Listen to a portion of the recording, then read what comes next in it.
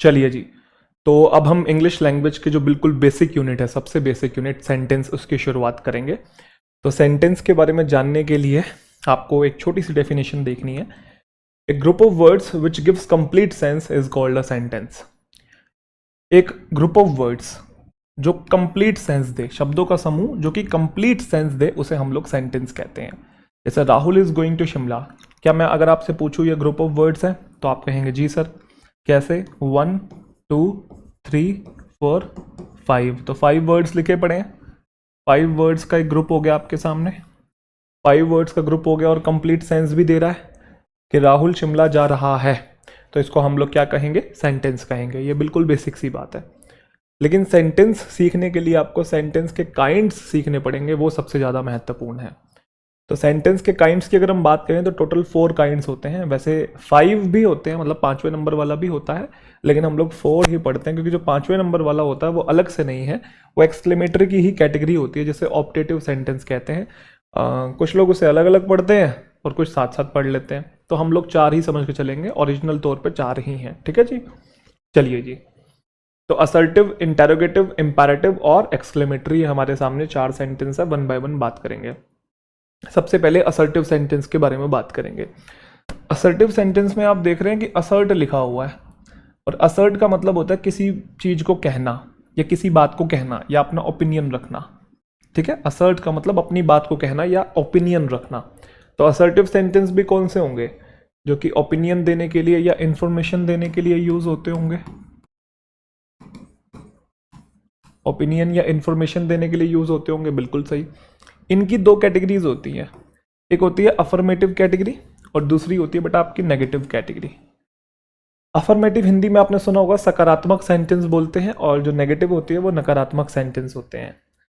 Affirmative का positive structure होता है, आप लोग बहुत अच्छे से जानते हैं, और नेगेटिव का नकारात्मक मतलब नेगेटिव स्ट्रक्चर होता है, नाम से ही अपेरेंट है।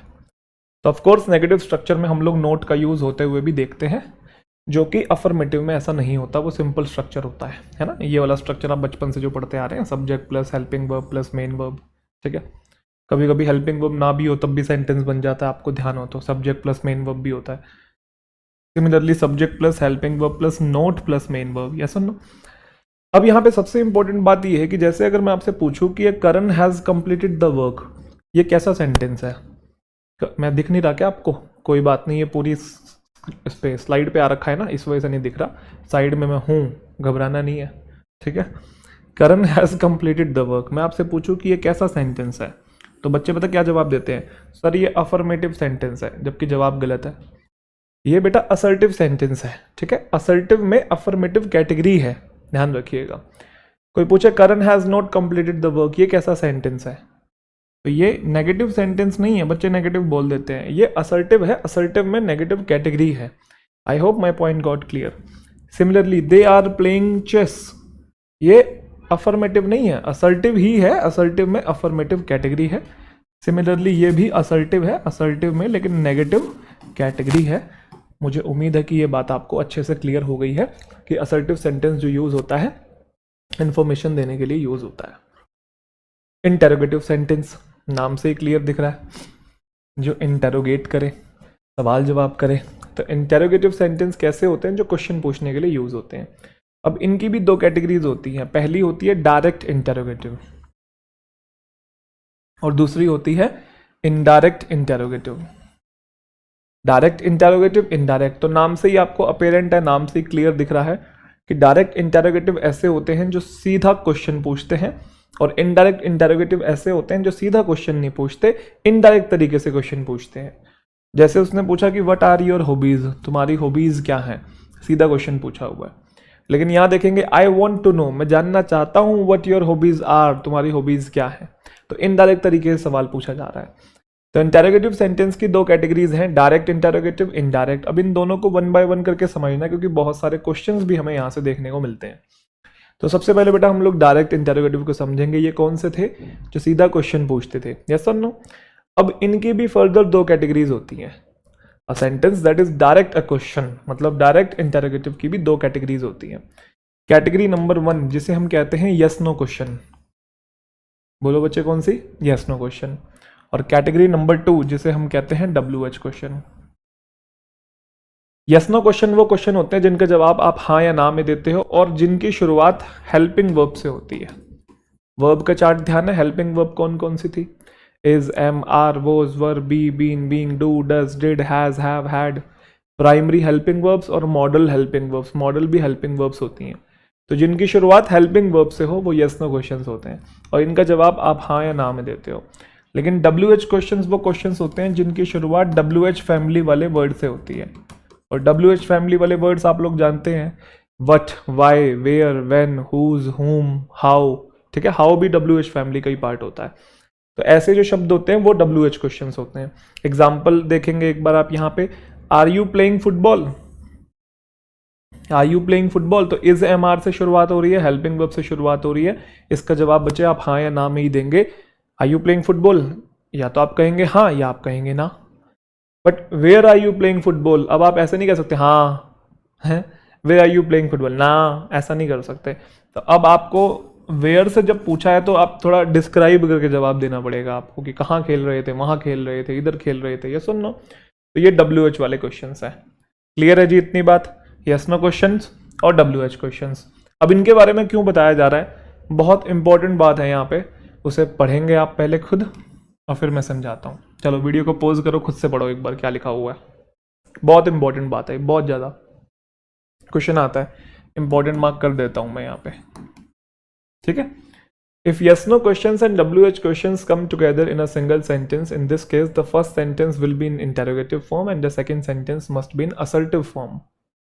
उसने बोला अगर yes no question, ये कौन से होते हैं जिनकी शुरुआत हेल्पिंग वर्ब से होती है, और WH क्वेश्चन ये कौन से होते हैं जो WH फैमिली वाले शब्दों से शुरू होते हैं। अगर yes no क्वेश्चन और WH क्वेश्चन एक साथ आ जाएं सिंगल सेंटेंस के अंदर, तो ऐसे केस में होता क्या है कि जो पहले वाला सेंटेंस होता है, पहले वाला मतलब ये यस नो क्वेश्चन की बात कर रहा है, वो तो इंटेरोगेटिव स्ट्रक्चर में ही रहता है। इंटेरोगेटिव स्ट्रक्चर आप लोग समझते हैं ना, इंटेरोगेटिव स्ट्रक्चर आप लोग समझते ही होंगे। इंटेरोगेटिव स्ट्रक्चर में होता क्या है, बेसिकली सब्जेक्ट के पहले हेल्पिंग वर्ब होती है ना, सब्जेक्ट के पहले हेल्पिंग वर्ब होती है, ये आपको पता होगा इंटेरोगेटिव स्ट्रक्चर जो होता है। असर्टिव स्ट्रक्चर में सब्जेक्ट के बाद होती है, ये सिंपल स्ट्रक्चर होता है ना, ये वाला सिंपल स्ट्रक्चर है। जब सवाल पूछते हैं तो ये चीज इधर आ जाती है, जैसे I am going, am I going, है ना, ये कॉमन सी चीज पता होगी आपको। तो उसने बोला अगर यस नो क्वेश्चन और WH क्वेश्चन एक साथ आ जाए किसी सिंगल सेंटेंस में, तो इस केस में जो पहला सेंटेंस मतलब यस नो होता है वो तो इंटेरोगेटिव स्ट्रक्चर में ही रहता है, बट जो सेकंड सेंटेंस होता है मतलब ये WH क्वेश्चन वाला, ये आपका असर्टिव फॉर्म में आ जाता है। कैसे सर? चलो मैं समझाने की कोशिश करता हूँ। यहाँ से लेकर यहाँ तक देखेंगे आप पहले, may I ask where are you planning to go for summer vacation. अगर आप ध्यान से देखेंगे बेटा, मे आई आस्क जो है वो आपका यस नो क्वेश्चन है। क्या मैं पूछ सकता हूँ? मतलब मैं नहीं कह रहा हूँ, ये इसी की हिंदी बता रहा हूँ। क्या मैं पूछ सकता हूँ मे आई आस्क? तो इसका जवाब आप कैसे देंगे, या तो हाँ में या तो ना में, और ये मे से शुरुआत हो रहा है मॉडल वर्ब से, तो आपका ये यस नो क्वेश्चन हो गया ना। तो मे आई आस्क कैसा क्वेश्चन हो गया? यस और नो क्वेश्चन हो गया। बोलो हाँ, आ गया पहला। उसके बाद where are you planning to go for summer vacation, तो यहां से अगर आप देखेंगे वेयर आर यू प्लानिंग आगे पूरा, तो ये आपका WH क्वेश्चन हो गया। अभी ऊपर हमने क्या बात पढ़ी थी कि अगर दोनों एक ही सेंटेंस में आता है, जो पहले वाला होता है वो तो इंटेरोगेटिव स्ट्रक्चर में ही रहता है, लेकिन जो दूसरे वाला होता है वो असर्टिव स्ट्रक्चर में आता है। तो पहले वाला तो इंटेरोगेटिव स्ट्रक्चर में ही है। कैसे? आई सब्जेक्ट है और मैं उसके पहले आया हुआ है। लेकिन इस वाले में देखेंगे यहाँ पे आपको असर्टिव स्ट्रक्चर अब यूज करना है। असर्टिव का मतलब होता है सब्जेक्ट पहले वर्ब बाद में, जबकि यहाँ देखेंगे तो सब्जेक्ट ये रहा और वर्ब तो पहले है, जबकि वर्ब बाद में आती है असर्टिव में। तो अब आर को यहाँ से हटा के यहाँ लगा देंगे। आई होप मेरा पॉइंट समझ में आया। May I ask where you are planning to go for summer vacation. जो दूसरे वाला होता है WH वाला होता है, उसे आप इंटेरोगेटिव में नहीं लिखते, उसे आप असर्टिव में ही लिखते हो। उसके पीछे कारण ये है क्योंकि जो ये क्वेश्चन मार्क होता है ना बेटा, ये पहले वाले के लिए आया हुआ है बस। यहाँ दो क्वेश्चन नहीं है, यहाँ एक ही क्वेश्चन है, मे आई आस्क। तो जो क्वेश्चन मार्क आया हुआ है वो मे आई आस्क के लिए आया हुआ है। तो अगर आप इसे भी इंटेरोगेटिव बना दोगे तो इसके लिए फिर एक और क्वेश्चन मार्क चाहिए होगा, फिर ये दो अलग अलग बन जाएंगे, जबकि दोनों को एक ही सेंटेंस में डाला हुआ उन्होंने, यस नो को भी WH को भी। तो ऐसे केस में जो क्वेश्चन मार्क होता है वो पहले वाले के लिए होता है, इसलिए दूसरे वाले को आप इंटेरोगेटिव में नहीं लिखते, असर्टिव में ही लिखते हैं सिंपल तरीके से। ये बहुत बच्चे गलती करते हैं बचपन से, मतलब न जाने कितने बच्चों को मैंने देखा गलत लिखते हैं, इवन मैं भी गलत लिखता था पहले, ठीक है। Could you tell me why did you not confess the truth, वही सिमिलर चीज, could you tell me, yes no question, फिर वाई से WH क्वेश्चन, क्या आप मुझे बता सकते हैं कि उसने सच क्यों नहीं बताया, कन्फेस क्यों नहीं किया। तो वो क्वेश्चन मार्क किसके लिए आया हुआ है, क्वेश्चन मार्क आया हुआ पहले वाले के लिए, तो वो तो इंटरोगेटिव स्ट्रक्चर में रहेगा और वो है भी, ये रहा सब्जेक्ट और ये रही वर्ब, हेल्पिंग वर्ब पहले है। बट यहां देखेंगे इधर भी इंटरोगेटिव स्ट्रक्चर है तो आपको सही करना पड़ेगा, यू को आपको इधर लाना पड़ेगा और डिड को उधर करना पड़ेगा, ये बनेगा could you tell me why you did not confess the truth. I hope सभी बच्चों को पॉइंट समझ में आ गया। अब हो सकता है आप में से कुछ बच्चों के दिमाग में ये चीज चल रही हो, बट अगर सर पहले WH क्वेश्चन और बाद में यस नो क्वेश्चन हो तो हम क्या करेंगे, तो भाई तो आप कुछ नहीं करेंगे, ऐसा कोई स्ट्रक्चर इंग्लिश लैंग्वेज में एग्जिस्ट ही नहीं करता है, ये बस हमारे ही दिमाग की उपज है, ऐसा हो तो, होने को तो पता नहीं न जाने क्या क्या हो तो, है ना। तो वो स्ट्रक्चर भी होना चाहिए लैंग्वेज का, जब भी लिखा जाएगा अगर इन दोनों को साथ लाया जाएगा तो हमेशा पहले यस नो ही होता है और बाद में WH होता है, ठीक है। अब मैं आपसे एक क्वेश्चन और पूछता हूं, आप बताएंगे, इसी से रिलेटेड है, जल्दी जल्दी बताएंगे, चलो। Could you tell me? Could you tell me? Yes, no question. Where is the school principal? WH question. तो ये वाला तो इंटरोगेटिव में होना ही नहीं चाहिए, क्वेश्चन मार्क तो इसके लिए आया हुआ है, सिर्फ यही रहना चाहिए। तो इस को उठा के आप उस साइड ले जाएंगे, क्या बन जाएगा, Could you tell me where the school principal is? ठीक है। Could you tell me whom do you want to visit? बहुत अच्छा क्वेश्चन है ये, ध्यान से बनाना। Could you tell me whom do you want to visit? तो बच्चे क्या करते हैं, उनको लगता है बड़ा आसान है सर ये वाला, तो क्या करेंगे, इसको यस नो मान लेंगे और इसे WH मान लेंगे, यहां तक तो कहानी क्लियर है। और जैसा मैं करता आ रहा था वैसा ही कर देंगे यहां पे भी। क्या करेंगे, सब्जेक्ट के पहले वर्ब है ना, तो ऐसा कर देते हैं, यू को इधर ले आएंगे और डू को उधर ले जाएंगे और ठीक करके आगे चल देते हैं, जबकि ये सेंटेंस अब गलत है। अब यहां पे ऐसा नहीं होगा सर, अभी पिछले वालों में तो यही कर रहे थे, सब्जेक्ट को पहले लिख रहे थे, वर्ब को बाद में लिख रहे थे, क्योंकि ये तो असर्टिव स्ट्रक्चर में ही रहेगा, क्योंकि क्वेश्चन मार्क तो इसके लिए आया हुआ है। तो सर क्या गलती है यहाँ पे, गलती बेटा ये है कि अभी आपने 10th चैप्टर नहीं पढ़ा है, आगे चल के हम लोग 10th चैप्टर पढ़ेंगे तो आपको गलती समझ में आएगी यहाँ पे, बट स्टिल अब बीच में बात होगी है थोड़ी बहुत टेंस की, तो मुझे हल्का सा पॉइंट आपको बताना पड़ेगा। जिसने टेंस पढ़ा वो पकड़ लेगा अभी गलती यहाँ पे, बट आपने नहीं पढ़ा है कोई बात नहीं, आगे चल के हम लोग पढ़ेंगे, तो अभी यहाँ पे जिक्र हो गया तो छोटी सी बात सीख लीजिए आप जो मैं बता रहा हूँ। आगे चल के एक टेंस हम लोग पढ़ेंगे जिसका नाम होता है सिंपल प्रेजेंट टेंस, उसका एक स्ट्रक्चर होता है, टेंस चैप्टर आएगा ना तब हम ये स्ट्रक्चर पढ़ेंगे, सब्जेक्ट प्लस मेन वर्ब की फर्स्ट फॉर्म के साथ SEIS, इसे सिंपल प्रेजेंट टेंस कहते हैं। इसी का ही एक नेगेटिव स्ट्रक्चर और होता है, मैं बताना चाहता हूं आपको, सब्जेक्ट प्लस डू डज का यूज करते हैं जब भी नेगेटिव बनाते हैं, तो इसी टेंस को do does plus note plus verb की फर्स्ट फॉर्म का यूज करते हैं, ये इसका नेगेटिव स्ट्रक्चर होता है। इसी का इंटरोगेटिव स्ट्रक्चर भी होता है। इंटरोगेटिव स्ट्रक्चर क्या होता है, पहले लिखते हैं डू डज, ध्यान से समझना बहुत इंपॉर्टेंट बात है, फिर लिखते हैं बेटा सब्जेक्ट और फिर आती है वर्ब की फर्स्ट फॉर्म और एंड में लगाते हैं क्वेश्चन मार्क, तो ये इंटरोगेटिव स्ट्रक्चर है, ठीक है।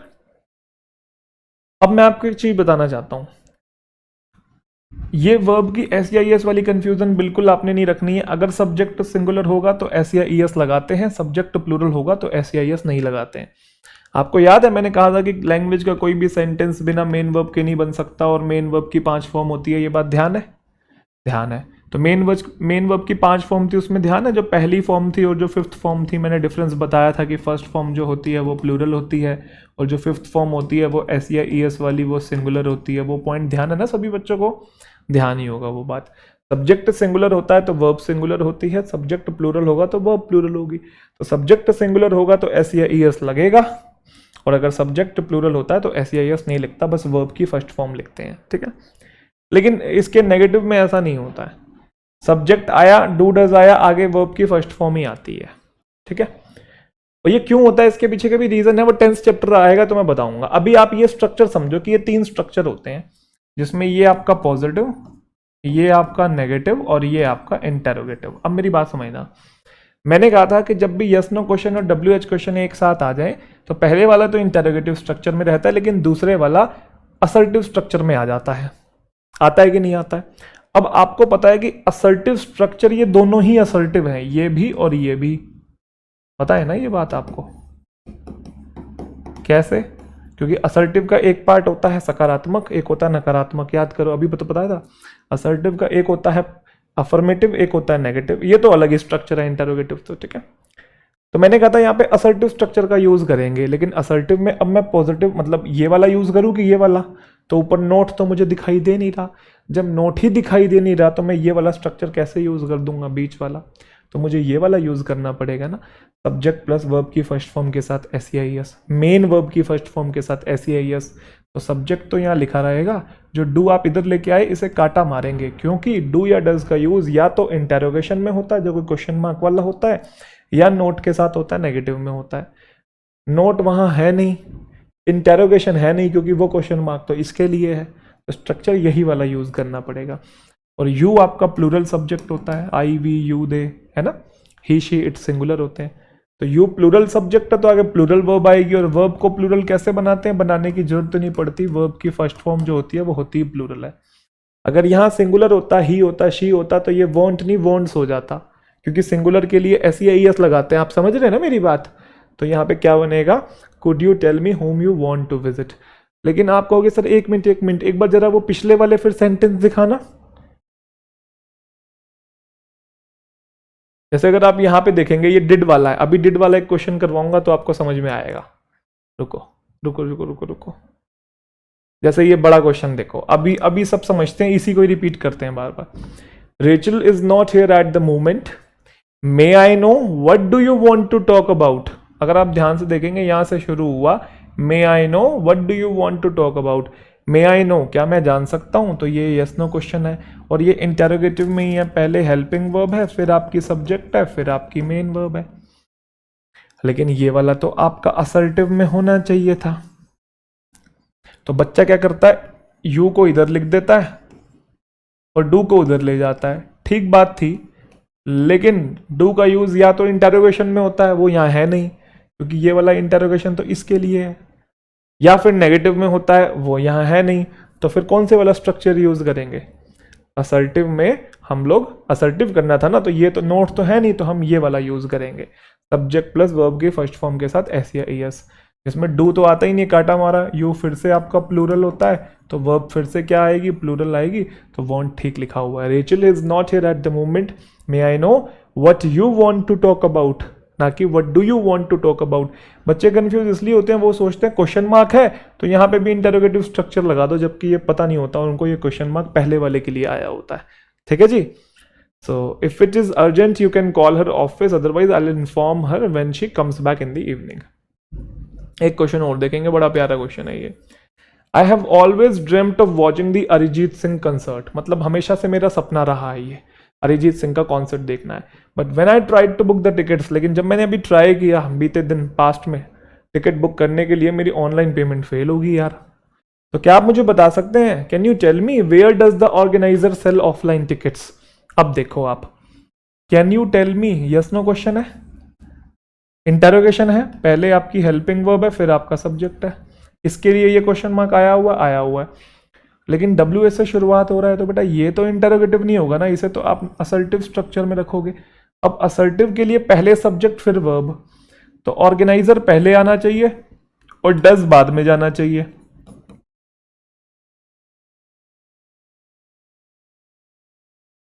लेकिन डज का यूज तो पॉजिटिव स्ट्रक्चर में तो होता ही नहीं, हो तो नेगेटिव में होता है, इंटेरोगेटिव में होता है। इंटेरोगेटिव तो उसके लिए है, इंटेरोगेटिव यहाँ तो है नहीं, नेगेटिव यहाँ है नहीं, तो डज भी यूज नहीं होगा। अब जैसे ही मैंने डज को काटा मारा, ऑर्गेनाइजर सिंगुलर सब्जेक्ट है, समझे? तो अगर ये सिंगुलर सब्जेक्ट है तो फिर जो वर्ब मेन वर्ब आगे आएगी वो भी फिर सिंगुलर आएगी। और वर्ब को सिंगुलर कैसे बनाते हैं?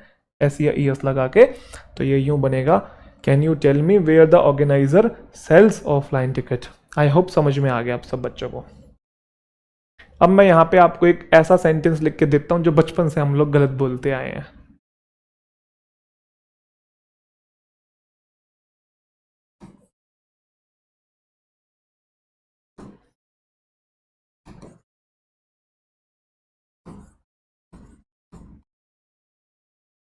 May I ask what is your name, वही सेम चीज, यस नो, WH, जबकि ये तो इंटरोगेशन में हो ही नहीं सकता, ये इसके लिए है, तो इज उठा के आपका यहाँ आ जाएगा, क्या बनेगा, may I ask what your name is, ये बोला जाता है, may I ask what your name is. एक डिड वाले से भी समझा दूं, डिड वाले से इनडायरेक्ट इंटरोगेटिव की बारी आ गई है, लेकिन एक डिड वाला स्ट्रक्चर भी सिखा देता हूं और फिर आपको क्लियर हो जाएगा, ठीक है। एक दो स्ट्रक्चर और मैं अपनी तरफ से लिखवा देता हूं, आपको क्लियर हो जाएगा। यहीं लिख दूं ना, अब मुझे स्लाइड्स को फिर वो करना पड़ेगा, वापस लाना पड़ेगा। चलो यहीं लिख देता हूं, अभी इनडायरेक्ट इंटरोगेटिव पढ़ेंगे, पिछले वाले से ही एक दो क्वेश्चन और मैं आपसे पूछ रहा हूं, क्लियर। चलो आप बताइएगा क्या मिस्टेक है। मैंने एक सेंटेंस लिखा, ऊपर लिख देता हूं, चलो यहां से शुरुआत करते हैं।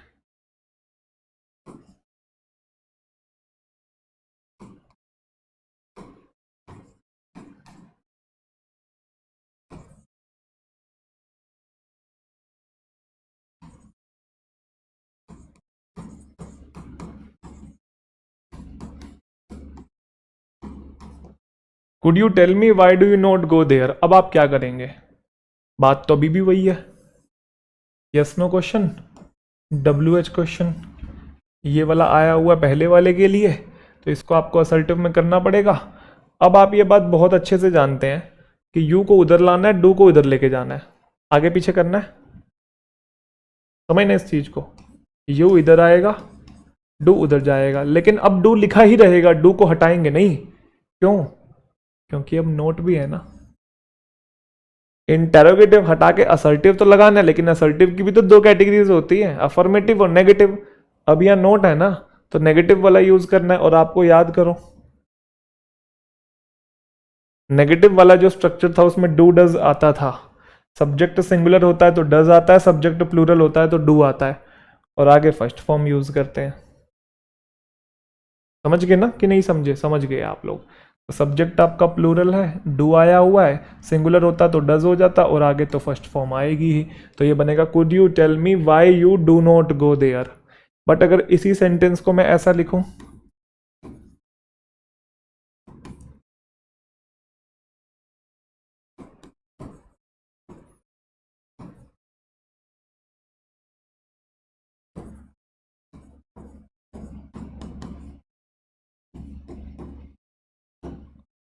Could you tell me why do you go there. अब yes no question, WH question, ये इंटेरोगेटिव में नहीं होगा, यू इधर आएगा, डू उधर जाएगा। अब बताओ डू लिखा रहेगा कि हटेगा। इंटेरोगेटिव हटा के असर्टिव यूज करते, लेकिन अब असर्टिव में अफर्मेटिव चाहिए हमको, नेगेटिव तो है नहीं ना। और जो अफर्मेटिव स्ट्रक्चर होता है वो क्या होता है, सब्जेक्ट प्लस मेन वर्ब की फर्स्ट फॉर्म के साथ एस या ES, उसमें तो डू डज आता ही नहीं है ना, तो डू को काटा मारना पड़ेगा। तो ये प्लूरल है यू, तो फिर वर्ब भी प्लूरल आएगी। वर्ब को प्लूरल कैसे बनाते हैं, वर्ब की फर्स्ट फॉर्म होती है प्लूरल है। अगर यह ही होता, शी होता, तो उसको फिर गोज भी कर देते। आई होप सभी को समझ में आ गया। अभी वो पीछे डिड वाला भी गया था, डिड वाला इसमें मैं एग्जांपल देता हूँ इनडायरेक्ट में, और क्लियर हो जाएगा आपको, ठीक है। आई होप सभी बच्चों को क्लियर है। चलिए इनडायरेक्ट इंटेरोगेटिव क्या होते हैं, मजा आ रहा है, आ रहा है मजा। चलो हाँ, ऐसा पूछना ही तो पड़ेगा भाई, बीच बीच में मुंडी हिलाते रहना सर, घर पे बैठे बैठे आ रहा है sir. I want to know what your hobbies are. तो मैंने कहा था इनडायरेक्ट इंटेरोगेटिव ऐसे इंटेरोगेटिव होते हैं जो सीधा क्वेश्चन नहीं पूछते, वो इनडायरेक्ट तरीके से क्वेश्चन पूछते हैं। जैसे अगर आप यहाँ देखेंगे, पहले एक सिंपल सेंटेंस लेके आया हुआ है, ये पहले एक सिंपल असर्टिव सेंटेंस लेके आया हुआ है ना, I want to know what your hobbies are. इसमें सबसे खास बात यह है कि जितने भी इनडायरेक्ट इंटेरोगेटिव होते हैं ना, इनका लेना देना होता ही नहीं है इंटेरोगेटिव स्ट्रक्चर से। ये नाम के इंटेरोगेटिव हैं, अगर आप देखेंगे इसमें सब्जेक्ट पहले ही है और वर्ब बाद में ही है। अगर आप नोट कर रहे हैं तो सब्जेक्ट पहले है, वर्ब बाद में, ऐसा नहीं बोला हुआ I want to know what are your hobbies. तो नाम के इंटेरोगेटिव है, इनका इंटेरोगेटिव स्ट्रक्चर से कोई लेना देना होता ही नहीं है। ना इसमें हेल्पिंग वर्ब सब्जेक्ट से पहले आती है, और ना ही एंड में क्वेश्चन मार्क आता है। एंड में देखो फुल स्टॉप है, एंड में फुल स्टॉप है, तो फुल स्टॉप है तो ये फुल स्टॉप इसलिए क्योंकि अब यहाँ पे सिंपल है। समझ में आया कि नहीं, समझ में आया कि नहीं। अब यहाँ पे सिंपल सेंटेंस है, इसलिए वो फुल स्टॉप लगाया हुआ। यहाँ क्वेश्चन वाला होता था तो एंड में क्वेश्चन वाला आ जाता था। अब मैं आपके सामने 2 सेंटेंस लिखता हूं, आपको सब कुछ क्लियर हो जाएगा। वैसे ये क्वेश्चन आपने बताना है, लेकिन मैं 2 सेंटेंस लिख रहा हूं, उसके बाद ये क्वेश्चन आप बताएंगे, ठीक है। सेंटेंस नंबर 1 ध्यान से देखना। पहला सेंटेंस लिख रहा हूं मैं डायरेक्ट वाले से, डायरेक्ट इंटरोगेटिव से, ध्यान से देखना।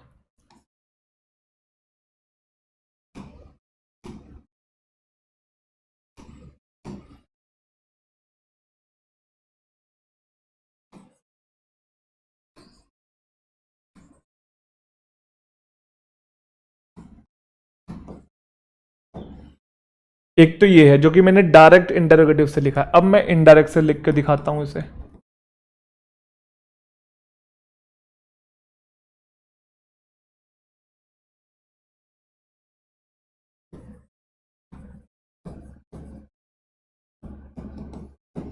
अब आप डिफरेंस समझ गए होंगे।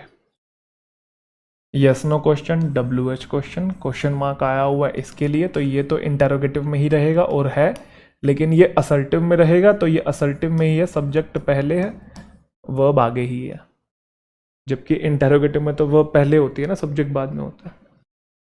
अब ये इनडायरेक्ट इंटरोगेटिव है, क्योंकि सीधा क्वेश्चन नहीं पूछता, अपने पहले एक सिंपल सेंटेंस लेके आता है, फिर क्वेश्चन पूछने की बात करता है, लेकिन उसका इंटरोगेटिव स्ट्रक्चर से कोई लेना देना नहीं होता, उसमें भी सब्जेक्ट पहले होता है और वर्ब बाद में होती है, और एंड में फुल स्टॉप भी होता है, क्योंकि अब यहाँ पे सिंपल सेंटेंस है, उसके लिए फुल स्टॉप आई हुई है।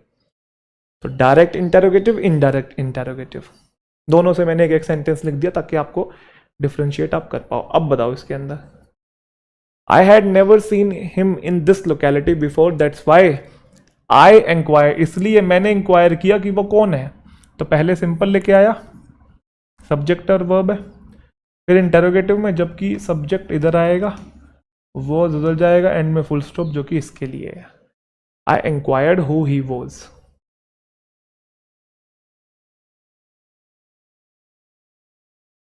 यहां दैट्स वाई क्वेश्चन नहीं पूछ रहा, दैट्स वाई का मतलब होता है इसीलिए, कभी आप कंफ्यूज हो जाओ। ये बहुत अच्छा क्वेश्चन है, बताना एक बार।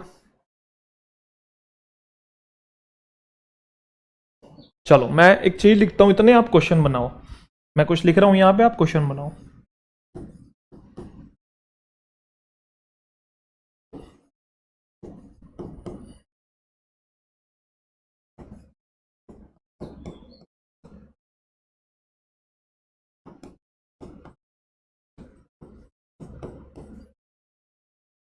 जैसे अभी हमने सिंपल प्रेजेंट टेंस का स्ट्रक्चर देखा था, ऐसे एक सिंपल पास्ट का भी स्ट्रक्चर होता है। ये दोनों चीजें हम लोग टेंस में काफी डिटेल में पढ़ेंगे, तो भी आप डाउट में मत रहिएगा, निश्चिंत रहिए, सब क्लियर हो जाएगा, ठीक है। अगर आपको 95% तक चीजें क्लियर हैं तो आप निश्चिंत रहिए, वो 5% चीजें जो डाउट आपके बचे हुए हैं, जैसे आप अगले चैप्टर पर जाएंगे, जैसे और आगे वाले चैप्टर पर जाएंगे, तो अपने आप ही क्लियर होती चली जाएंगी चीजें। इंग्लिश में ना जो चैप्टर्स हैं, जो टॉपिक्स हैं, वो इंटरकनेक्टेड हैं। एक समझने के लिए दूसरा समझना ही पड़ेगा, और दूसरा समझने के लिए तीसरा समझना पड़ेगा। तो जब तक पूरी पिक्चर इंग्लिश की आपके सामने नहीं आ जाती, हल्का हल्का डाउट हर चैप्टर में रहेगा, लेकिन जैसे जैसे आप चैप्टर में आगे बढ़ते चले जाएंगे, वो वाली बातें जो आगे आप पढ़ेंगे पिछली बातों से अपने आप कनेक्ट होने लगेंगी, ऑटोमेटिकली आपको रिलेशन दिखेगा।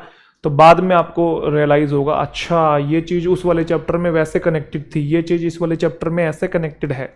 आप समझ रहे मेरी बात? लैंग्वेज में एक एक चीज रिलेटेड है, ऐसा नहीं है कि आप एक ही चैप्टर बस बीच में से कुछ भी उठा के पढ़ लेंगे तो आपको समझ में आ जाएगा। बच्चे जनरली पूछते हैं, सर कौन सा चैप्टर पढ़ूं सबसे पहले? सबसे पहले नहीं होता भाई, सीक्वेंस में ही पढ़ना होता है। आप कोर्स भी देख रहे हैं तो सीक्वेंस में ही देखेगा। अब आप में से बहुत सारे ऐसे बच्चे होंगे, अब ये रिकॉर्डेड सेशंस हैं, देखो आप में से बहुत सारे ऐसे भी बच्चे होंगे जिनको लगेगा बेसिक ये तो मुझे पढ़ने की क्या जरूरत है, मैं तो मेन चीजें देख लेता हूँ। अब वो जैसे मेन चैप्टर उठाने लगेगा, मैं यही बेसिक कॉन्सेप्ट वहां पे यूज कर रहा हूँ, फिर परेशान होगा ये कहाँ पढ़ाया सर ने, फिर घुमा के उसको आके ये वाली क्लासेस देखनी ही पड़ेंगी बेसिक वाली। समझ रहे हो मेरी बात? तो हम लोग एज्यूम कर लेते हैं कहीं से कुछ भी उठा के पढ़ लें तो समझ में आ जाएगा, ऐसा नहीं है भाई। लेक्चर 1 से, डे 1 से, जब से आपने कोर्स शुरू किया, बीच में एक क्लास भी मिस ना करें, शुरू से लेकर आखिरी तक पूरा देखें, एक एक चीज जुड़ी हुई है, एक एक चीज मैंने पढ़ाया ही इस तरीके से और मैं पढ़ाता ही इस तरीके से हूं कि मैं पहले वही चैप्टर पढ़ाता हूं जिसका अगले चैप्टर से रिलेशन है, फिर उसका अगले चैप्टर से, उसका अगले चैप्टर से, ऐसे सारे चैप्टर्स को। अब जैसे मैं पहले प्रोनाउन पढ़ाता हूं फिर नाउन पढ़ाता हूं, अब जबकि आप देखोगे टीचर्स जनरली पहले नाउन पढ़ाएंगे फिर प्रोनाउन पढ़ाएंगे, लेकिन मुझे नहीं लगता वो मेथड सही। मुझे लगता है कि अगर मैं पहले प्रोनाउन पढ़ाऊंगा, जो प्रोनाउन में बातें हैं वो बच्चे को पहले पता लगेंगी, तो ज़्यादा बेटर रहेगा, उसको उसके लिए ज़्यादा कन्वीनियंट रहेगी ये चीज़, उसको अच्छे से समझ में आएगी। अच्छा, ये सब कुछ मैं क्यों सोच पाता हूँ? क्योंकि मैं भी तो कभी स्टूडेंट था ना, और मैंने भी तो कभी 0 लेवल से सीखी है ना, तो मुझे भी वो प्रोसेस पता है कि किस प्रोसेस में कोई इंसान इंग्लिश सीख सकता है। यूँ नहीं है कि बस इंग्लिश पढ़ानी है, आए चैप्टर्स पढ़ा के शुरू कर दिए, नहीं, उनको लिंक करके, उनको जोड़ के बच्चे के दिमाग में उतारना, ये एक कला है, और ये कला टाइम के साथ विकसित होती है। उसी कला का आप लुफ्त उठा रहे हैं, और अभी तो उठाएंगे, अभी तो कुछ शुरू भी नहीं हुआ है, अभी तो आप आगे चलिए, कितना मज़ा आने वाला है आपको। ये लाइफ चेंजिंग कोर्स रहने वाला है आपके लिए। आपको लगेगा कि ऐसी ऐसी चीज़ें हम इसके अंदर सीख रहे हैं जो बचपन से गलत बोलते होते थे। ठीक है, चलो जी। तो जैसे सिंपल प्रेजेंट टेंस का होता था, ऐसे ही बेटा सिंपल पास्ट का भी होता है। ठीक है, अब ये इनडायरेक्ट इंटरोगेटिव है, ये बात सबको क्लियर है। अपने पहले नॉर्मल स्ट्रक्चर लेके आया, असर्टिव स्ट्रक्चर जो होता है, पहले ये आया हुआ, उसके बाद इंटेरोगेशन आया, जबकि उसका इंटेरोगेशन से कोई लेना देना नहीं होता, ये फुल स्टॉप इसके लिए होती है।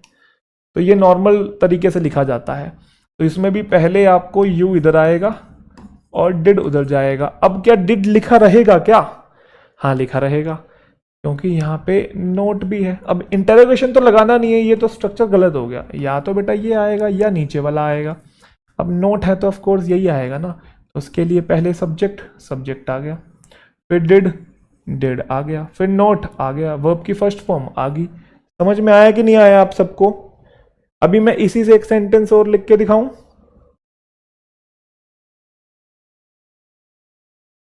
ध्यान से देखना इस क्वेश्चन को है। चलो, I did not understand why did you ask for help. अब बताओ, जो समझदार बच्चा होगा 1 सेकंड में बता देगा। आपको पता है ये इनडायरेक्ट इंटेरोगेटिव है, जिसमें पहले सिंपल सेंटेंस होता है, फिर क्वेश्चन पूछा जाता है, और एंड में फुल स्टॉप होती है, और ये फुल स्टॉप इसके लिए है। ठीक है, इसका इंटेरोगेशन से कोई लेना देना नहीं होता। तो आपको ये बात पता है कि यू इधर आएगा और डिड उधर जाएगा। दिख रहा है ना, ये दिख रहा है, कट तो नहीं रहा ना? यू इधर आएगा, डिड उधर जाएगा। बट क्या इंटेरोगेशन है यहां पे? नहीं, तो ये स्ट्रक्चर तो नहीं आएगा। क्या नोट है? नहीं, तो फिर ये स्ट्रक्चर भी नहीं आएगा। तो फिर आएगा कौन सा? सब्जेक्ट प्लस वर्ब की सेकंड फॉर्म, अफर्मेटिव। तो जिसमें डिड होता है, नहीं होता है, सब्जेक्ट के बाद बस सीधा वर्ब की सेकंड फॉर्म होती है। सब्जेक्ट आया, डिड हटाया, और सीधा वर्ब की सेकंड फॉर्म आस्क को क्या कर देंगे? आस्क्ड कर देंगे। I did not understand why you asked for help. Why you asked for help. समझ में आ रहा है ना? दोनों में डिफरेंस है, ये है एक ही टाइप के सेंटेंस। इसमें बताओ, चलो। ये वो सिंपल प्रेजेंट टेंस से आ गया। हम टेंस नहीं पढ़ रहे हैं, मैं बार बार बोल रहा हूं, कंफ्यूज नहीं होना है। इनडायरेक्ट इंटेरोगेटिव, अच्छा मैं कैसे पहचानता हूं इनडायरेक्ट इंटेरोगेटिव है? एक तो पहले सिंपल सेंटेंस होता है और एंड में फुल स्टॉप होती है, और ये वाला तो दोनों में ही सेम होता है, डायरेक्ट में भी इनडायरेक्ट में भी। इसको तो चेंज ही करना होता है हमें, है ना?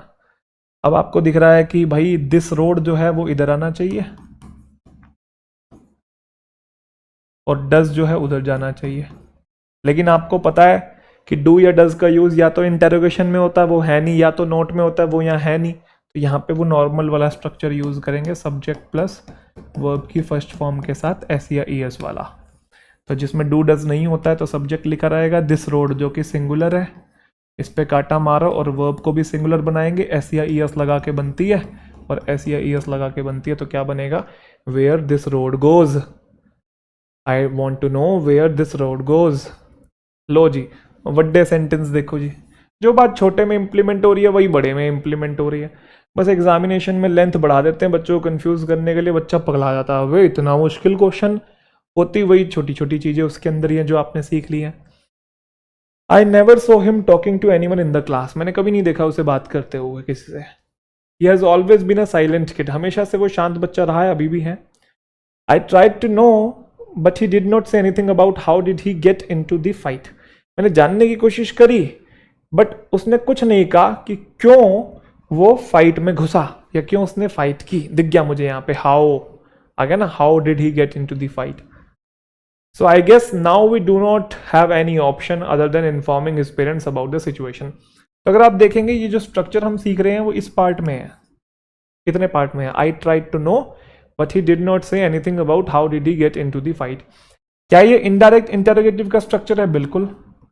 इधर देखेंगे WH है और इधर देखेंगे ही did not say anything, normal sentence आया हुआ है, क्वेश्चन वाला थोड़ी है ये, यस नो वाला थोड़ी है, तो डायरेक्ट थोड़ी है, इनडायरेक्ट है ना।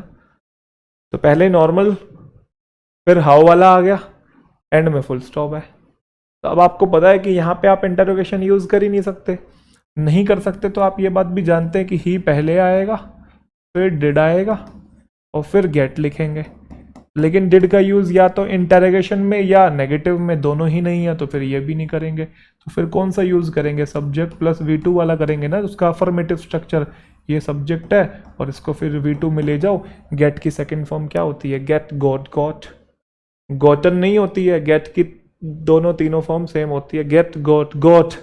गॉटन एडजेक्टिव होता है, गलत पढ़ते हैं हम लोग। चलो जी, अगला सेंटेंस है।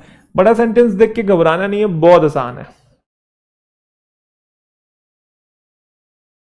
I try to persuade them that I am like his family. मैंने उन्हें कन्विंस करने की कोशिश करी कि मैं फैमिली ही हूं उनकी, but they still didn't open their mouth. फिर भी उन्होंने अपने मुंह से कुछ नहीं निकाला। About why did he call in to the principal office, की क्यों उन्होंने प्रिंसिपल ऑफिस में कॉल किया। आई गेस हमारे पास कोई और चॉइस नहीं है बट बस वेट करने के बजाय कि उसके मम्मी पापा आए। तो यहां से देखेंगे, यहां पे मुझे दिख रहा है जो मुझे खोजना है, वाई। क्या इंटरोगेशन आएगा? नहीं। और पहले सिंपल सेंटेंस आया हुआ है ना, तो पहले आएगा ही, फिर आएगा डिड और फिर आएगा कॉल। लेकिन डिड तो आ ही नहीं सकता, ना इंटरोगेशन है ना नेगेटिव है, काटा मारा। तो अब वो सब्जेक्ट के साथ वर्ब की सेकंड फॉर्म यूज करेंगे, और वर्ब की सेकंड फॉर्म बनाने के लिए क्या आएगा? तो why he called into the principal office. इसे कहते हैं हिप हॉप। हिप हॉप है वो गाना सही में इस पे जच रहा है। इसे कहते हैं इंग्लिश। इंग्लिश वो कैसे है गाना? इसे कहते हैं हिप हॉप। Hip hop. मैं उल्टी टी शर्ट डालू बेबी मेरी मर्जी है, मैं पहले कौन सा भी चैप्टर पढ़ाऊं बेबी मेरी मर्जी है। खैर चलो, इंपैरेटिव समझ में आ रहा है ना? समझ में आना चाहिए बस, ठीक है। Imperative sentence. अच्छा, दो टाइप हो चुके हैं, एक हो चुका है असर्टिव, एक हो चुका है इंटरोगेटिव। अब आता है इंपैरेटिव सेंटेंस। कभी जिंदगी में आपने किसी को एडवाइस दी है? दी होगी। रिक्वेस्ट की है, ऑर्डर दिया। तो ऐसे जो भाव हैं वो दर्शाने के लिए जो सेंटेंसेस हम लोग यूज करते हैं उसके लिए इंपैरेटिव सेंटेंस यूज होते हैं। कभी जिंदगी में किसी को कमांड देनी हो, सलाह देनी हो, किसी से आवेदन करना हो, रिक्वेस्ट करनी हो, तो हम लोग इंपैरेटिव स्ट्रक्चर का यूज करते हैं। अच्छा, असर्टिव क्या था? असर्टिव में सब्जेक्ट पहले होता है, वर्ब बाद में होती है जनरली। इंटरोगेटिव में आपको पता है ये उल्टा होता है।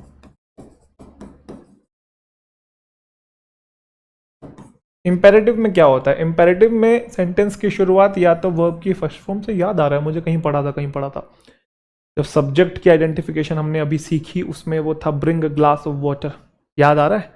वो इंपेरेटिव सेंटेंस था, मैंने कहा था पढ़ेंगे। V1 से शुरुआत हो, डू से शुरुआत हो, डू नॉट से शुरुआत हो और लेट से शुरुआत हो। जब इनसे सेंटेंस की शुरुआत हो तो समझ जाना ना वो असर्टिव है ना वो इंटरोगेटिव है, सिर्फ इंपेरेटिव है। और या तो ऑर्डर या एडवाइस या रिक्वेस्ट की बात हो रही है। जैसे मेहनत करो, एडवाइस दी जा रही है, ऑर्डर भी हो सकता है ये। डू वर्क हार्ड, और मेहनत करो, जरूर मेहनत करो। Do not talk to her, या फर्स्ट फॉर्म से शुरुआत हो रही है। Please finish the work, request की जा रही है ना। या फिर हेल्प द किड्स बोलते हैं, लव द नीडी पर्सन, या फिर help the needy person, help the needy person, advice दी जा रही है, या ऑर्डर भी दिया जा रहा है, रिक्वेस्ट भी देख ली है। आप लेट से भी देख सकते हैं, let me go, let me play, let me talk to her, है ना। तो ये सब के सब क्या होते हैं? इंपेरेटिव सेंटेंस होते हैं, ठीक है। इसमें इतना ही आपने ध्यान रखना है। इंपेरेटिव सेंटेंस के बाद आते हैं एक्सक्लेमेटरी सेंटेंस। एक्सक्लेमेटरी सेंटेंस वो होते हैं जो कि एक्सक्लेम करते हैं कुछ। एक्सक्लेम का मतलब होता है अपनी जो भावनाएं हैं उनको बाहर निकालना। है ना, आपके जो इमोशंस है जब वो उमड़ उमड़ के बाहर आ रहे हो, बिल्कुल यहाँ तक आ जाए, समझ गए, तो वो एक्सक्लेमेटरी सेंटेंस होते हैं। एक्सक्लेमेटरी सेंटेंस ऐसे सेंटेंस होते हैं जो स्ट्रॉन्ग फीलिंग्स को एक्सप्रेस करते हैं, स्ट्रॉन्ग इमोशंस को, रिएक्शंस को। क्लियर है? जैसे हम उस दिन बात कर रहे थे ना, हुर्रे, वाह, oh no, oh shit, oh my god, yo love to listen rap music bro, है उस टाइप का। हम है ये माय का हो, ये पाही हो रही है, पावरी हो रही है। खैर वो एक्सक्लेमेटरी नहीं है, वो तो मैं वैसे ही बता रहा था, बहना के इमोशंस आ रहे थे, है ना। तो स्ट्रॉन्ग जब इमोशंस और रिएक्शंस जब निकल के आ रहे हो तो हम एक्सक्लेमेटरी सेंटेंस एक्सक्लेम करते हैं, ये ऐसे करते हैं हम लोग, है ना, एक्सक्लेम कर रहे हैं। मुझे करके भी दिखाना पड़ रहा है बच्चों को, है ना, कोई बात नहीं, चलो।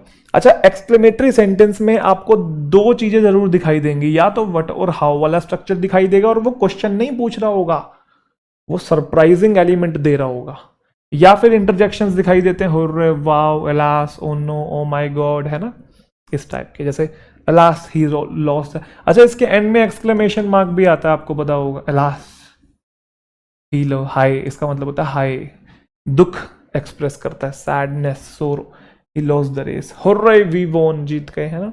हालांकि कोई करता नहीं है वैसे यार ये oh no, shit, oh my god. हिंदुस्तानियों की तो खास चीज ये है कि वो एक्सक्लेमेटरी के नाम पे गालियां ही देते हैं भाई, उनके लिए यही एक्सक्लेम करना है बस। What an amazing movie, how sad, how beautiful बोलते हैं ना हम लोग, ऐसा तो व्हाट और हाउ का भी यूज होता है, बट वो क्वेश्चन नहीं पूछ रहे होते हैं, वो सरप्राइजिंग एलिमेंट जैसा कुछ सेंस दे रहे होते हैं। तो ये हमारे एक्सक्लेमेटरी सेंटेंस होते हैं इस टाइप के। एक और सेंटेंस होता है ऑप्टेटिव। मैं फिर से वही बात बोलना चाहता हूं, वैसे तो 4 ही सेंटेंस होते हैं, कुछ लोग इसे 5वां मानते हैं, जबकि ये 5वां है नहीं, ये भी एक तरीके का एक्सक्लेमेटरी सेंटेंस ही होता है, ठीक है।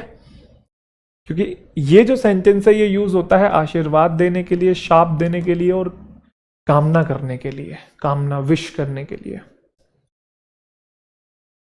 और ब्लेसिंग और कर्स भी एक्सट्रीम टर्म ही है, दिल से निकली चीजें ही होती हैं। दुआ और बद्दुआ दिल से निकली ही होती है, कामना किसी चीज के लिए दिल से निकली हुई होती है, इमोशंस ही आपके होते हैं वो। तो ऑप्टेटिव एक्सक्लेमेटरी का ही पार्ट होता है, ठीक है। आशीर्वाद, शाप और कामना करनी हो, इनकी शुरुआत में प्लस सब्जेक्ट प्लस वर्ब की फर्स्ट फॉर्म से होती है। आप बोलोगे सेम स्ट्रक्चर तो लिखा हुआ है सर, दोनों जगह 2 बार क्यों लिखा है और करके? ध्यान से देखो, एक के एंड में एक्सक्लेमेशन मार्क है, एक के एंड में फुल स्टॉप है। कहने का मतलब ऑप्टेटिव सेंटेंस के एंड में आप एक्सक्लेमेशन मार्क भी लगा सकते हो, फुल स्टॉप भी लगा सकते हो, बोथ कैन बी यूज्ड। जैसे मे सब्जेक्ट गॉड ब्लेस यू, तो मे गॉड ब्लेस यू।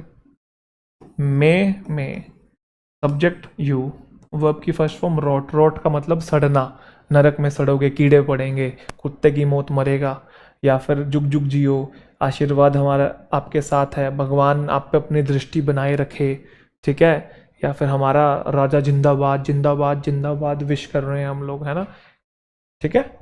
तो मे ही लिव लॉन्ग सुना होगा ना, मे ही लिव लॉन्ग या मे ही लिव लॉन्ग, ठीक है।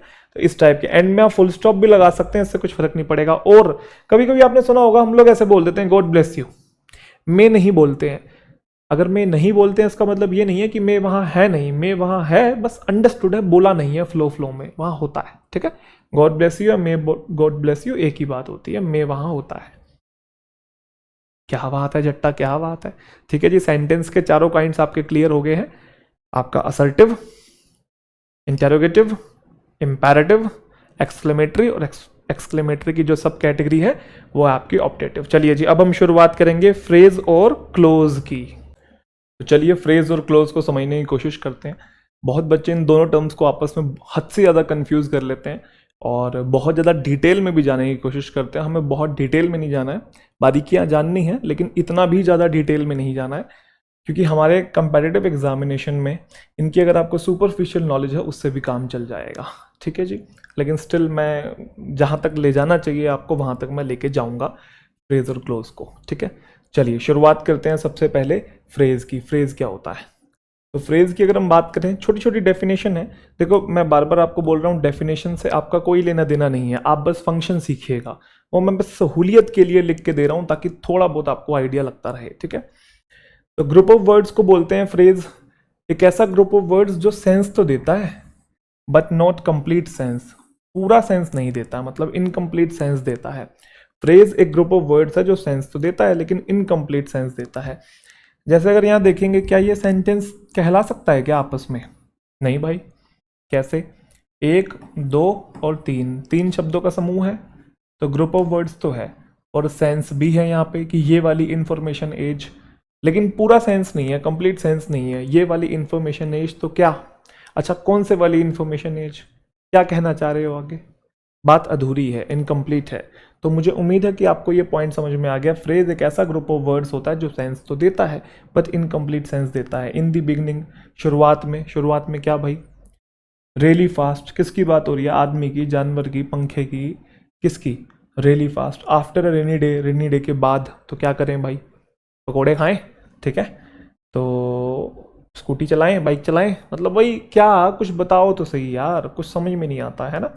तो सेंस तो है, इनकम्प्लीट सेंस है, इसे हम लोग फ्रेज कहते हैं। तो फ्रेज में एक सबसे इंपॉर्टेंट बात ये होती है, कभी भी आपको सब्जेक्ट और वर्ब का कॉम्बिनेशन साथ में दिखाई नहीं देगा। मतलब सब्जेक्ट और वर्ब एक साथ दिखाई नहीं देंगे, क्योंकि अगर सब्जेक्ट वर्ब एक साथ दिखाई दे दिया तो वो कंप्लीट सेंस दे देगा, लेकिन फ्रेज तो इनकम्प्लीट सेंस देता है। तो इसलिए फ्रेज सेंटेंस नहीं होता है, ध्यान रखिएगा। फ्रेज कभी एक सेंटेंस नहीं होता है। यहाँ पे यही बात लिखी हुई है, phrase can not be a complete sentence because it does not give complete meaning, क्योंकि वो कंप्लीट मीनिंग ही नहीं देता। सेंटेंस एक ऐसा ग्रुप ऑफ वर्ड्स होता है जो कंप्लीट मीनिंग देता है, कंप्लीट सेंस देता है, वो सेंटेंस होता है। और फ्रेज में ध्यान रखिएगा, सब्जेक्ट और वर्ब एक साथ नहीं होंगे, ठीक है? जैसे मैंने कहा कैन नॉट गो, नहीं जा सकते। अब वर्ब तो है लेकिन सब्जेक्ट नहीं है। कौन नहीं जा सकते, कहाँ नहीं जा सकते, है ना? ऐसे ये वाली इंफॉर्मेशन एज, सब्जेक्ट तो है लेकिन वर्ब नहीं है। आगे क्या करें जी? तो आई होप मेरा पॉइंट आप सबको समझ में आ गया। सब्जेक्ट वर्ब कॉम्बिनेशन इसके अंदर नहीं होगा। What does a phrase do? फिर फ्रेज करता क्या है? देखो, फ्रेज का पर्पज ये है कि वो कॉम्प्लीमेंट करता है, कॉम्प्लीमेंट नहीं, कॉम्प्लीमेंट पूरा करता है। किसको? ओवरऑल जो स्ट्रक्चर होता है ना सेंटेंस का, उसे बस कंप्लीट करता है। जैसे ही ड्रोव द कार, ये यहाँ तक भी एक सेंटेंस बन सकता है कि उसने गाड़ी चलाई, बट कैसे चलाई? बहुत तेजी से चलाई। तो यहाँ पे एक छोटा सा फ्रेज ऐड कर दिया हमने जो कि इस स्ट्रक्चर को कंप्लीमेंट कर रहा है। कंप्लीमेंट मतलब कंप्लीट कर रहा है। जैसे sun rises in the east. अब इन द ईस्ट क्या है? एक फ्रेज है जो कि सनराइजेस के साथ जुड़ के उसके ओवरऑल स्ट्रक्चर को कंप्लीमेंट कर रहा है। तो ये हम क्यों सीख रहे हैं? बस आपको ये पता होना चाहिए कि फ्रेज जो होता है एक सेंटेंस नहीं होता, बस ये हम इसलिए सीख रहे हैं कि जो फ्रेज होता है वो अपने आप में एक सेंटेंस नहीं होता। अब आते हैं क्लोज के ऊपर कि क्लोज क्या होता है। बहुत आसान है, बिल्कुल जस्ट उसका ऑपोजिट है। क्लोज एक ग्रुप ऑफ वर्ड्स होता है जो कि कंप्लीट मीनिंग देता है और जिसके अंदर सब्जेक्ट वर्ब कॉम्बिनेशन भी होता है। अब यहां पे आपको डाउट आएगा और मैं बिल्कुल समझ पा रहा हूं कि क्या डाउट है। आपको डाउट है, 1 मिनट सर, एक ऐसा ग्रुप ऑफ वर्ड्स जो कंप्लीट मीनिंग दे वो तो सेंटेंस भी होता है। आपने तो सेम डेफिनेशन यहां नहीं लिख दी कि क्लोज एक ऐसा ग्रुप ऑफ वर्ड्स है जो कंप्लीट मीनिंग दे। तो क्लोज और सेंटेंस की डेफिनेशन तो सेम होगी। सेंटेंस की भी यही थी, क्लोज की भी यही है।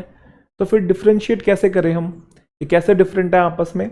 तो चलिए समझेंगे। उस बात को समझने के लिए आप ये लाइन पढ़ेंगे, अ simple sentence can also be called one clause. मतलब एक सिंपल सेंटेंस को एक क्लोज भी कह सकते हैं या एक क्लोज को एक सेंटेंस भी कह सकते हैं, एक ही बात होती है। फॉर एग्जाम्पल, मैंने कहा शी इज प्रेटी, वो सुंदर है, सब्जेक्ट भी है वर्ब भी है। पॉइंट नंबर 1, क्या ये एक क्लोज है? हाँ जी क्लोज है। बट क्या ये एक सेंटेंस भी है? हाँ जी, फुल स्टॉप लगी हुई है, सेंटेंस खत्म हो गया। फुल स्टॉप लगी हुई है, सेंटेंस खत्म हो गया। तो ये एक सेंटेंस भी है। तो simple sentence can be called a one clause और one clause can be called a simple sentence. ध्यान रखिएगा। He is going to a party today, तो अगर देखेंगे ये सब्जेक्ट है, इज गोइंग उसकी वर्ब है, सब्जेक्ट वर्ब आया हुआ है, तो क्या ये क्लोज है? सब्जेक्ट और वर्ब एक साथ आ जाए तो मतलब क्लोज है। बट क्या ये एक सेंटेंस भी है? हाँ जी, at the same time sentence भी है। बट एक सेंटेंस में एक से ज्यादा क्लोज भी हो सकते हैं। सम सेंटेंस में have more than one clause as well. वो कैसे पहचानेंगे? बहुत आसान है भाई, क्लोज की डेफिनेशन ही यही है कि सब्जेक्ट और वर्ब का कॉम्बिनेशन जो होता है ये एक क्लोज है। तो अगर किसी एक ही सेंटेंस के अंदर एक से ज्यादा सब्जेक्ट वर्ब कॉम्बिनेशन दिखाई दे रहे हैं तो मतलब एक से ज्यादा क्लोज है। समझ में आया कि नहीं? जैसे the girl hugged the boy and the boy hugged the cat. तो गर्ल ने हग किया बॉय को, तो सब्जेक्ट और वर्ब का कॉम्बिनेशन, तो मतलब क्लोज नंबर 1। बोलो हाँ। फिर आपका यहाँ पे देखेंगे एंड कंजंक्शन है, फिर एक ये सब्जेक्ट है, ये आपकी वर्ब है, तो क्लोज नंबर 2। अब ये सेंटेंस तो एक ही है, दो सेंटेंस नहीं है, फुल स्टॉप लगी है ना, सेंटेंस खत्म हो गया। तो दो क्या है, दो क्लोज हैं, सेंटेंस एक है, दो क्लोज हैं। पिछले वाले में देखेंगे एक ही सेंटेंस था, उसमें एक ही क्लोज था।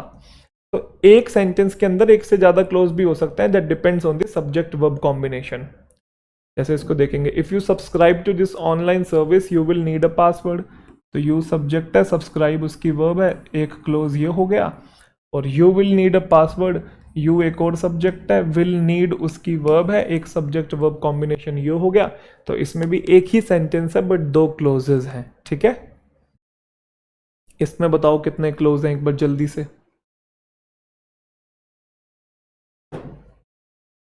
While Tom read novels, Jack read comics, but Sam read only magazines. यहाँ देखेंगे शायद तीन है, सब्जेक्ट है टॉम, रीड है उसकी वर्ब। अच्छा, रीड आएगा कि यहाँ पे क्या आएगा, रीड्स आना चाहिए ना, टाइपिंग एरर है मेरे ख्याल से, इधर भी रीड्स आना चाहिए, इधर भी, है ना। कि टॉम नॉवेल्स पढ़ता है, जैक कॉमिक्स पढ़ता है, बट सैम जो है सिर्फ मैगजीन पढ़ता है, तो सिंगुलर सब्जेक्ट के साथ सिंगुलर वर्ब आनी चाहिए ना, है ना। सारी जगह मेंटेन भी करेंगे ना, reads reads reads, typing error होगा, कोई बात नहीं। तो एक सब्जेक्ट वर्ब कॉम्बिनेशन ये है, फिर एक सब्जेक्ट वर्ब कॉम्बिनेशन ये है, फिर उसके बाद एक सब्जेक्ट एक वर्ब कॉम्बिनेशन ये है। तो तीन क्लोज हो गए ना, सेंटेंस एक ही है, क्लोज हमारे पास तीन है, ठीक है। इसमें बताएंगे कितने क्लोज है। Even though John likes golf, like like like liking likes, verb पहचान नहीं आती है ना, इसलिए मैं अब ये कर करके नहीं बता रहा कि ऐसा शब्द जो एक्शन को रिप्रेजेंट करे, है ना, एक सेकेंड, जो एक्शन को रिप्रेजेंट करे या जिसकी 5 फॉर्म, वो आप समझ चुके हैं अब, ठीक है। वर्ब कौन सी है, तो ये वर्ब है, ये सब्जेक्ट है, सब्जेक्ट को वर्ब मिल गया, वर्ब को सब्जेक्ट मिल गया, कोटा पूरा, क्लोज नंबर 1। सिमिलरली ही सब्जेक्ट है, प्लेड उसकी वर्ब है, तो क्लोज नंबर 2। और अगर हम देखेंगे फिर ही सब्जेक्ट है, एंजॉयड उसकी वर्ब है, तो क्लोज नंबर 3। तो एक ही सेंटेंस है, उसके अंदर तीन क्लोजेस हैं। Yesterday the weather was terrible, तो वेदर सब्जेक्ट है, वॉज उसकी वर्ब है, clause number 1। Today it's lovely will stay out all day. अब यहाँ पे एक छोटी सी कंफ्यूजन बच्चों को हो सकती है, ये जो इट्स है बहुत बच्चे कंफ्यूज होते हैं, ये मैंने पहले भी शायद बताया था। ये वाला जो इट्स होता है ये पजेसिव एडजेक्टिव होता है, जो कि हम प्रोनाउन चैप्टर में पढ़ेंगे ये इट्स। लेकिन जो ये वाला इट्स होता है ना, आपको ध्यान होगा इस इट्स के 3 मीनिंग होते थे। इट इज भी होता है, इट वॉज भी होता है, और इट हैज़ भी होता है, ध्यान रखिएगा। तो ये वाला इट्स ये वाला है, तो कहने का मतलब ये एक सब्जेक्ट वर्ब कॉम्बिनेशन है, क्योंकि इट्स का मतलब इट इज लवली है ना, क्योंकि टुडे की बात हो रही है ना, प्रेजेंट की बात हो रही है, वॉज नहीं होगा, इट इज ही है, इट इज लवली। अच्छा, ये कब कब होता है ये आगे चल के हम लोग डिस्कशन करेंगे, अभी यहाँ पे मुझे पता लग रहा है यस्टरडे था तो वॉज है, टुडे है तो फिर ये इट्स का मतलब इट इज लवली है, इट इज लवली। एक सब्जेक्ट वर्ब कॉम्बिनेशन मतलब क्लोज नंबर 1, एक सब्जेक्ट वर्ब कॉम्बिनेशन मतलब क्लोज नंबर 2। ये सब्जेक्ट है, ये उसकी वर्ब है। सिमिलरली ये जो विल है, ये या तो वी शैल है या वी विल है।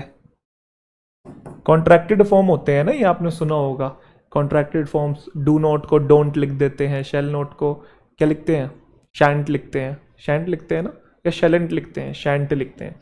कहीं मैं गलत ना बता रहा हूँ, एक बार मैं चेक कर लूँगा, मेरे माइंड से स्किप हो रहा है। इज नॉट को इजेंट करते हैं, और आपका आर नोट को आरंट करते हैं, हैव नोट को हैवेंट करते हैं। तो ऐसे विल का मतलब वी विल या वी शैल होता है, ठीक है। तो वी शैल और वी विल, ये कुछ भी हो सकता है। तो ये सब्जेक्ट है और ये आपकी वर्ब है, आप समझे कि नहीं। तो close number 1, clause number 2, close number 3, तो एक ही सेंटेंस है और 3 क्लोज हैं इसके अंदर भी, ध्यान रखिएगा आप। आई होप ये पॉइंट सभी बच्चों को समझ में आ रहा है। एक बार चेक कर ही लेते हैं कि शैल नॉट का क्या होता है, शैंट होता है कि नहीं होता है। शैंट, शैंट लिख रहा हूं तो हाँ, शैल नॉट का शैंट ही होता है, बिल्कुल सही। सुनिश्चित कर लेना चाहिए भाई, भगवान तो हूं नहीं मैं, सारी चीज़ें याद रहेंगी, एक आधी माइंड से स्किप हो जाती है। और यही चीज़ें ये दर्शाती है कि कोई भी इंसान परफेक्ट नहीं होता, ठीक है। All the people have some sort of flaws, है ना, और एक बहुत अच्छी कहावत भी है कि once you have accepted your flaws then nobody can use them against you. Flaws मतलब कमियां, FLAWS। खैर, कमी का क्या मतलब है? ये कोई चीज बंदा भूल भी तो सकता है, नहीं भूल सकता क्या? कोई चीज माइंड से स्किप भी तो हो सकती है। वैसे ये जनरली रहता है, अगर अभी ये लाइव क्लास चल रही होती ना, ओ मास्टर जी भूल गए, ओ मास्टर जी को याद नहीं है क्या इंग्लिश पढ़ाएंगे, हैं ऐसे करने लग जाते हैं एक आधे बच्चे, लेकिन वो एक आधे ही है ना। चलिए, सम सेंटेंस में have more than one clause. Some sentence में have more than one clause, इसमें बताएंगे कितने क्लोजेज हैं बेटा। चलिए, आए आपका सब्जेक्ट है, कुड नॉट डिसाइड उसकी वर्ब है, जिसमें ये हेल्पिंग वर्ब है, ये मेन वर्ब है, तो सब्जेक्ट को वर्ब मिल गया, वर्ब को सब्जेक्ट, क्लोज नंबर 1। फिर आए आपका सब्जेक्ट है, शुड वर्क उसकी वर्ब है, तो सब्जेक्ट को वर्ब मिल गया, क्लोज नंबर 2। और व्हाट आई शुड डू, तो आई सब्जेक्ट है, शुड डू उसकी वर्ब है, तो आपको एक और क्लोज मिल गया, क्लोज नंबर 3। जनरली हमें 3 ही देखने को मिलते हैं, ठीक है। अब हम आते हैं टाइप्स ऑफ क्लोजेस के ऊपर। क्लोज क्या है वो तो जान लिया, अब क्लोजेस के टाइप्स क्या हैं? तो 2 टाइप्स होते हैं मेनली, एक का नाम होता है इंडिपेंडेंट क्लोज और एक का नाम होता है डिपेंडेंट क्लोज। अब उसी को ही कुछ कुछ बुक्स के अंदर कुछ कुछ जगहों पे मेन क्लोज भी कह देते हैं, इंडिपेंडेंट को प्रिंसिपल भी कह देते हैं। सिमिलरली डिपेंडेंट को हम सबऑर्डिनेट भी कह देते हैं। सबऑर्डिनेट मतलब जो खुद किसी पे डिपेंड हो, जो किसी के अंडर हो, सबऑर्डिनेट, ठीक है। सबऑर्डिनेट एक तरीके का हेल्पर होता है जो कि किसी पर डिपेंड होता है, मालिक पर निर्भर होता है ना, तो वही सेम मीनिंग दे रहा है। मेन मतलब इंडिपेंडेंट, अकेला, प्रिंसिपल मतलब चीफ, मुख्य, है ना। तो वो अलग अलग नाम दिखे तो आप कंफ्यूज नहीं होना है। इंडिपेंडेंट, मेन, प्रिंसिपल क्लोज एक ही बात है, डिपेंडेंट और सबऑर्डिनेट एक ही बात है। हम इन दोनों को यूज करेंगे, मतलब इंडिपेंडेंट और डिपेंडेंट टर्म यूज करेंगे, ये ज़्यादा टिपिकल चीज़ों में हम लोग नहीं घुसेंगे, ठीक है। चलो, इंडिपेंडेंट और डिपेंडेंट, क्योंकि ये नाम थोड़े सिंपल है और इससे चीज़ें समझ में भी जल्दी आ जाएंगी। इंडिपेंडेंट क्लोज क्या होता है? इंडिपेंडेंट क्लोज वही होता है जो कि एक कंप्लीट सेंटेंस होता है, जो अपने आप में आ सकता है। अब ये बहुत इंटरेस्टिंग बात है, समझना। Independent clause same as a complete sentence and can stand alone. अब डेफिनेशन को मारो गोली, अब इस पे आओ। सवाल नंबर 1, एक सब्जेक्ट है, एक वर्ब है, तो क्या ये एक क्लोज है? जी सर।